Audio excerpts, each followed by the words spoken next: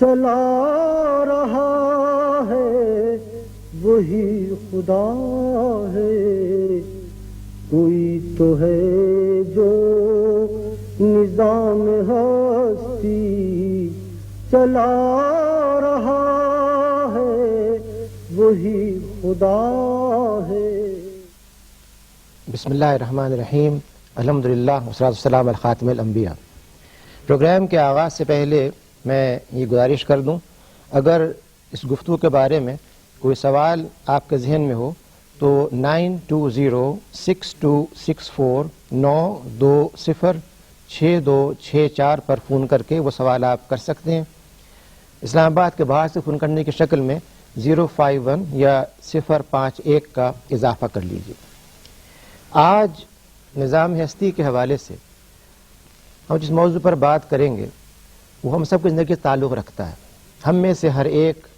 زندگی گزارتے وقت بالعموم دو رویے اختیار کرتا ہے۔ ایک رویہ اللہ تعالیٰ کا شکر، اس کی نعمتوں کا اقرار اور اس کے حوالے سے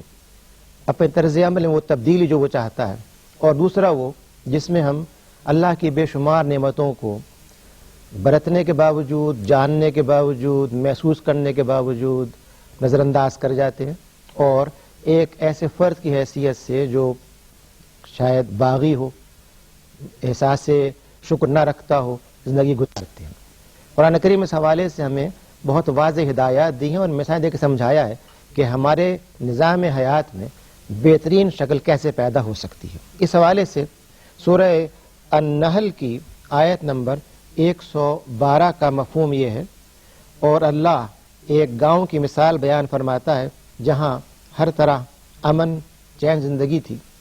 ہر طرح سے رزق بافراغت چلا آ رہا تھا، مگر ان لوگوں نے اللہ کی نعمتوں کی ناشکری کی تو اللہ نے ان کے اعمال کے سبب ان کو بھوک اور خوف کا لباس پہنا کر ناشکری کا مزہ چکھا دیا۔ اس آیت مبارکہ میں جیسا کہ اس کے مفہوم سے بالکل واضح ہے، تین ایسے اشارے کیے گئے ہیں جو بہت قابل غور ہیں۔ پہلی بات یہ فرمائی گئی ہے کہ اللہ سبحانہ و تعالی مثال دے کے یہ سمجھاتا ہے کہ ہم اپنی زندگی کو کس طرح سے مرتب کریں، کس طرح بہتر بنائیں، اور اس حوالے سے کہا جا رہا ہے کہ ایک گاؤں کے افراد کو اللہ تعالیٰ نے رزق فراہم کیا، بہترین آب و ہوا دی، بہترین پھل دیے، امن و چین دیا، معاشی خوشحالی دی، لیکن اس سب کے باوجود ان کا رویہ اللہ تعالیٰ کے حوالے سے یہ رہا کہ انہوں نے اس کے حق کو ادا نہیں کیا۔ اس کا حق یہ ہے کہ اس کو مالک مانتے ہوئے، خالق مانتے ہوئے شکر ادا کیا جائے۔ جب یہ رویہ اختیار کیا گیا اور لوگوں نے ناشکری کی تو ان کی اس ناشکری کی بنا پر، ان کے اپنے عمل کی بنا پر ان پر ایک مصیبت مسلط کر دی گئی۔ وہ کیا تھی؟ قرآن پاک یہ کہتا ہے کہ ان کے اپنے اعمال کے بنا پر، اس لیے نہیں کہ انہوں نے اعمال نہیں کیے تھے، بلکہ ان کے اعمال کے نتیجے کے طور پر ان پر بھوک اور فاقہ کشی کو بطور لباس کے پہنا دیا گیا۔ جس طرح سے ایک شخص لباس میں قید ہو جاتا ہے، ایسے ہی بعض اوقات اقوام ایسے وش سرکل میں، ایک ایسے دائرے میں قید ہو جاتی ہیں جس کا انہیں حل کو نظر نہیں آتا۔ وہ مسلسل چاہتی ہیں کہ اپنے آپ کو بہتر بنائیں، اس کے لیے قرضے لیتی ہیں اور قرضوں پہ قرضے لے چلے جاتی ہیں۔ یہ ایک وش سرکل بن جاتا ہے، یہ ایک لباس بن جاتا ہے، ان کو گرفتار کر لیتا ہے فاقہ کشی کے اندر۔ ایسے ہی ان کے ہاں سے امن غائب ہو جاتا ہے۔ جو اقوام اللہ کا شکر ادا نہیں کرتی ہیں ان پر یہ مسلط کر دیا جاتا ہے کہ وہ اپنے ہاں بدامنی کا شکار ہو جائیں، ان کے ہاں سکون نہ ہو، وہ سکون نہ انفرادی ہو، نہ اجتماعی ہو، نہ قومی ہو۔ پھر یہ بات کی جا رہی ہے کہ ان پہ خوف مسلط کر دیا جاتا ہے، یعنی خوف سے مراد یہ ہے کہ وہ یہ محسوس کرتی ہیں کہ وہ دنیا کے اقوام کے مقابلے میں بہت چھوٹی ہیں، بہت کمزور ہیں، بے بس ہیں، ان کے پاس نہ اسلحہ ہے، نہ افراد ہیں، نہ ذہنی قوت ہے، نہ اسٹریٹجیز ہیں، اور اس بنا پر وہ ہر ایک کے سامنے جھکنا شروع کر دیتی ہیں۔ یہ نفسیات جو قوم کی پیدا ہوتی ہے، اس کی بنیاد بھی قوم کا وہ طرز عمل ہے جو ناشکری کا ہے۔ اگر غور کیا جائے تو ایسے حالات میں جب موسم شدید ہوتا ہے، گرمی کی تپش سے انسان پریشان ہوتا ہے، اس وقت اللہ سبحانہ و تعالی بادل بھیجتے ہیں، موسم ایک دم بدل جاتا ہے، لوگ گرمی کی پریشانی سے آزاد ہو کر کے محسوس کرتے ہیں کہ نئی زندگی پیدا ہو گئی، لیکن اس کے باوجود اگر وہ اللہ کی اس نعمت کو جھٹلائیں، شکر ادا نہ کریں، تو پھر اللہ تعالیٰ ان پر گرفت کرتا ہے۔ ایسے ہی ایک شخص جس کو اللہ تعالیٰ نے صحت سے نوازا ہے، اس کو بہترین جسم دیا ہے، بہترین شکل دی ہے، بہترین سوچنے کے دماغ دیا ہے، یہ تمام چیزیں وہ ہیں جو اس کی نعمتیں ہیں۔ ان نعمتوں کا صحیح استعمال یہ ہے کہ وہ ان تمام صلاحیتوں کو اللہ تعالیٰ کے بتائے ہوئے نظام امن کو قائم کرنے کے لیے استعمال کرے۔ اگر اس سے ہٹ کر کے وہ یہ چاہتا ہے کہ اسی عقل کو جو اصلاح کے لیے دی گئی ہے، بھلائی کے لیے دی گئی ہے، نیکی کے لیے دی گئی ہے، وہ برائی میں لگائے، تو یہ بالکل ممکن ہے کہ وہ برائی میں بہت کمال حاصل کر لے، لیکن اس کا انجام کار وہی ہوگا جو سابقہ اقوام کا ہو چکا ہے۔ قرآن پاک نے جگہ جگہ یہ بات کہی ہے کہ تم اپنے رب کی کون کون سی نعمتوں کو جھٹلاؤ گے۔ جو نعمتیں اس نے ہم کو دی ہیں ان کا شمار ہم نہیں کر سکتے، لیکن اس سب کے باوجود دیکھنے میں یہ آتا ہے کہ تاریخ سے ہم بہت کم سیکھتے ہیں، اور بالعموم تاریخ کو پڑھنے کے باوجود، مطالعہ کرنے کے باوجود کبھی نہیں سوچتے کہ ہم بھی تاریخ کا ایک حصہ ہیں اور ہمیں بھی ان مدارج سے گزرنا ہے جس سے بقیہ اقوام گزر چکی ہیں۔ قرآن پاک نے اس حوالے سے جگہ جگہ بنی اسرائیل کے قصے کو بیان کیا ہے، اور یہ بات کہی ہے کہ حضرت موسیٰ نے جن افراد کو نجات دہندے کی حیثیت سے یہ چاہا کہ وہ قوموں کے سربراہ بن جائیں، انہی افراد نے اپنے طرز عمل سے اپنے آپ کو اللہ تعالیٰ کی نگاہ میں غضب کا مستحق بنا لیا۔ وجہ یہ تھی کہ جب وہ صحرا میں گردش کر رہے تھے، اس سے نکل نہیں پا رہے تھے، راستہ نہیں ان کو مل رہا تھا، ان سارے حالات میں ان کو گائیڈ کر کے، رہنمائی کر کے ان کے لیے ایسا علاقہ متعین کیا گیا جہاں پر ان کے لیے بہترین پھل ہوں، بہترین غذا ہو، چشمے ہوں پانی کے۔ اس سب کے باوجود ان کا رویہ یہی رہا کہ ہم بہت تیس مار خواں ہیں، ہم بہت بڑی چیز ہیں، ہمیں کسی بات کی ضرورت نہیں، یہ سب کچھ ہمارا اپنا پیدا کیا ہوا ہے۔ جب یہ رویہ اختیار کیا گیا تو پھر اس قوم کو جو کل تک لوگوں کی رہنمائی کے لیے پیدا کی گئی تھی، گرا دیا گیا، زوال کا شکار کیا گیا، اور وہ کسی کام کی نہ رہی۔ یہ بات سمجھ آتی ہے ان واقعات کے ذریعے کہ جو لوگ یہ سمجھتے ہیں کہ انہوں نے اپنے آپ کو بہت مضبوط بنا لیا ہے، جیسے کہ فرعون کا قصہ بیان کیا جاتا ہے، یہ کہا جاتا ہے کہ وہ یہ کہتا تھا کہ میں لوگوں کو زندگی دیتا ہوں اور موت دیتا ہوں، میں لوگوں کو تباہ کرتا ہوں اور خوشحالی دیتا ہوں، میں جس کو چاہتا ہوں فکس کر سکتا ہوں، میرے اختیار میں ہر چیز ہے، میں جس جگہ چاہوں جا کے لوگ تباہی مچا دوں۔ یعنی وہ اپنے بارے میں یہ خیال رکھتا تھا کہ وہ اس دور کی یونی پولر پاور ہے، وہ اس وقت سب سے بڑی قوت ہے جس کے آگے ہر ایک کو جھکنا چاہیے، وہ جہاں چاہے جو چاہے کہے، لوگوں کو ماننا چاہیے۔ لیکن ایسے فرد کو جس نے کہ اپنے اقتدار کو اتنا وسیع کر لیا تھا، اللہ تعالیٰ اس طرح سے غرق کرتے ہیں، اس طرح سے اس کو نمونہ عبرت بناتے ہیں کہ آج تک اس کی لاش اور لاشوں کے مقابلے میں محفوظ ہے، تاکہ لوگ دیکھ کے معلوم کر سکیں کہ کبر کا انجام، بغاوت کا انجام، زیادتی کا انجام کیا ہوتا ہے۔ گویا دو رویے جو ہم کو سمجھائے گئے ہیں، ایک رویہ شکر کا ہے جس میں ایک شخص اللہ تعالیٰ کو اپنا رب مانتے ہوئے، اپنا خالق مانتے ہوئے، اپنا مالک مانتے ہوئے یہ چاہتا ہے کہ وہ جھک کر کے بھلائی کے ساتھ زندگی گزارے، اور ایک وہ رویہ جس میں ہم اکڑ کر کے، تن کر کے، غرور کا، کبر کا اظہار کرتے ہوئے ناشکر کا بھی اختیار کرتے ہیں، اور آخر کار اللہ تعالیٰ کے عذاب کے مستحق قرار پاتے ہیں۔ تاریخ کا مطالعہ کیے تو آپ کو معلوم ہوگا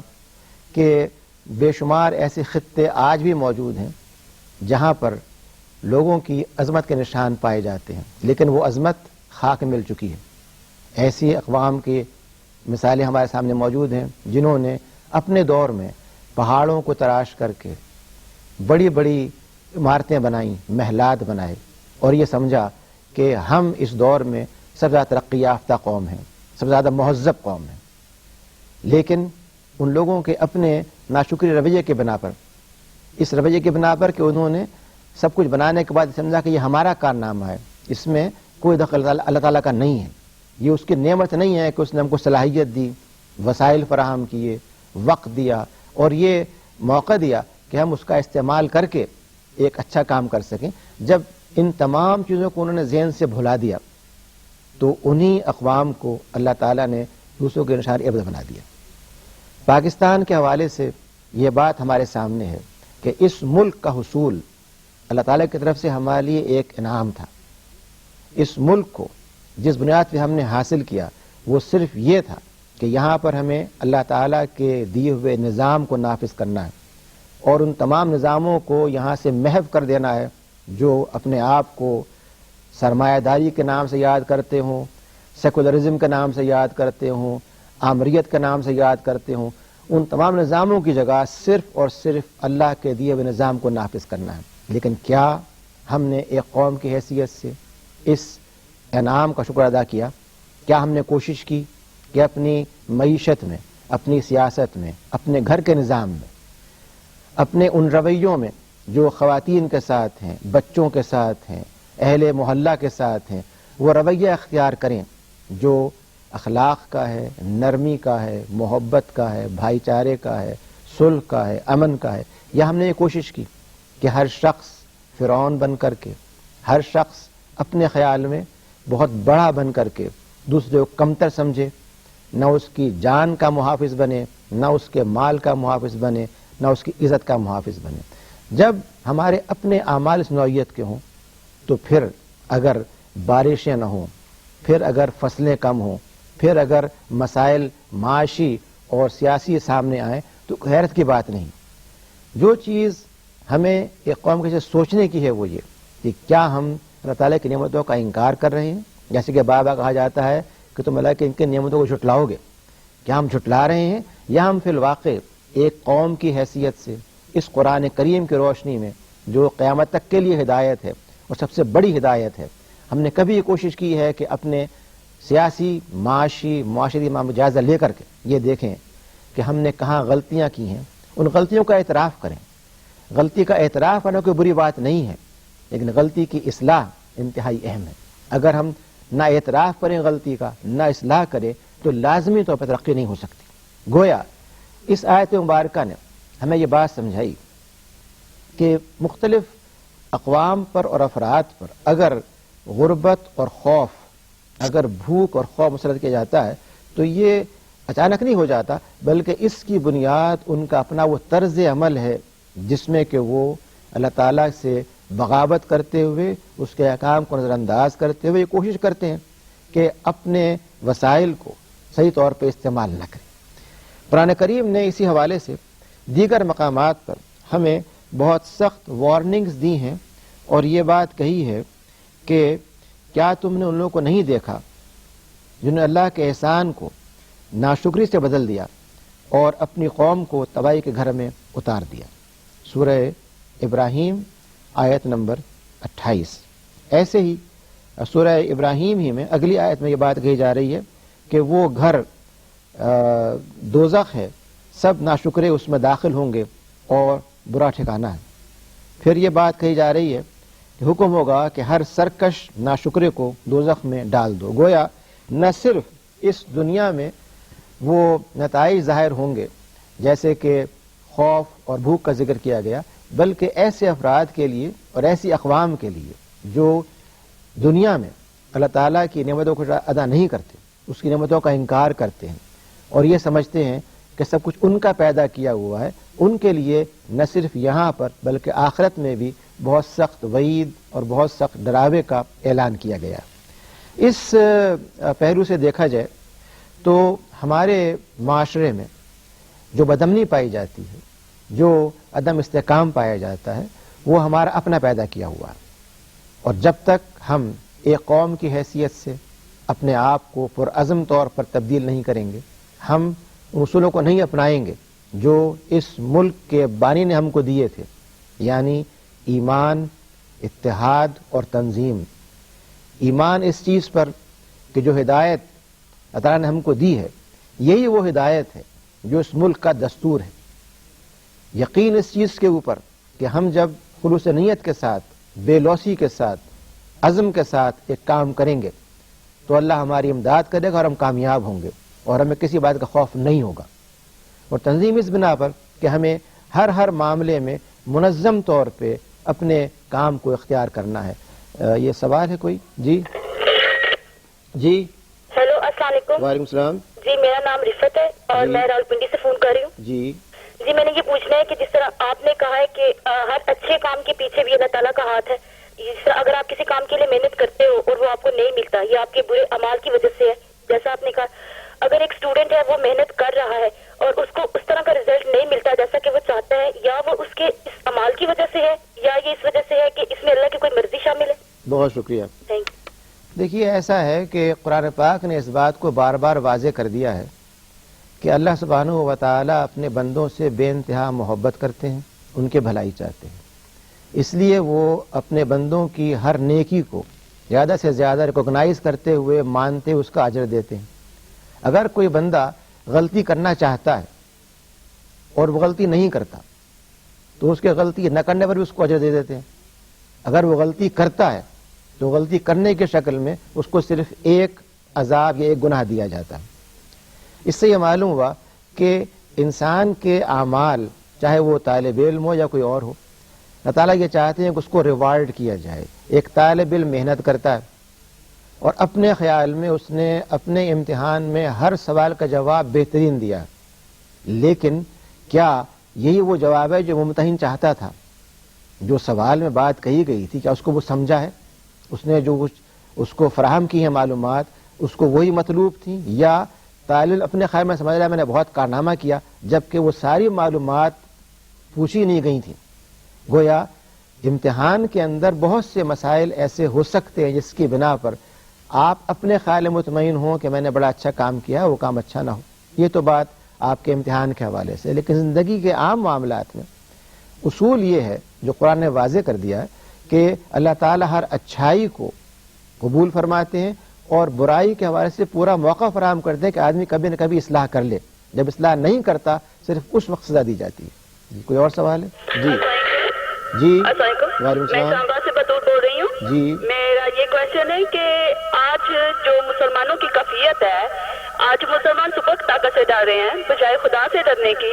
تو کیا ان لوگوں کے سے بھی پوچھا جائے گا آخرت میں جو امریکہ یا دوسری طاقتوں کو صبح طاقت نہیں سمجھتی، جو جہاد کرنا چاہتی ہیں، آج کیا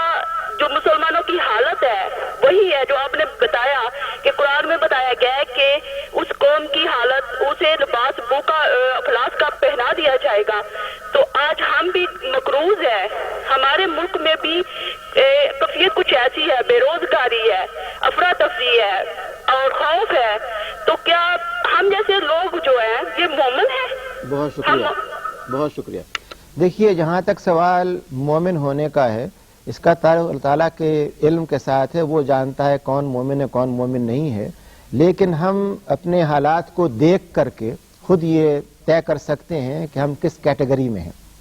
آپ نے جو بات کہی ہے بالکل درست ہے. اگر مسلمان کسی بھی قوت سے، وہ امریکہ ہو یا کوئی بھی قوت ہو، اس سے اتنے خائف ہو جائیں کہ اس کے سامنے لیٹ جائیں، جو کچھ وہ کہے وہ کرنا شروع کر دیں، یہ بھی وہ بتائے ہمیں کہ ہمیں جہاد کرنا ہے یا نہیں کرنا، اس کی پیروی کرنا چاہیں، تو یہی وہ بات یہاں کہی جا رہی ہے کہ اقوام پر خوف مسلط کر دیا جاتا ہے،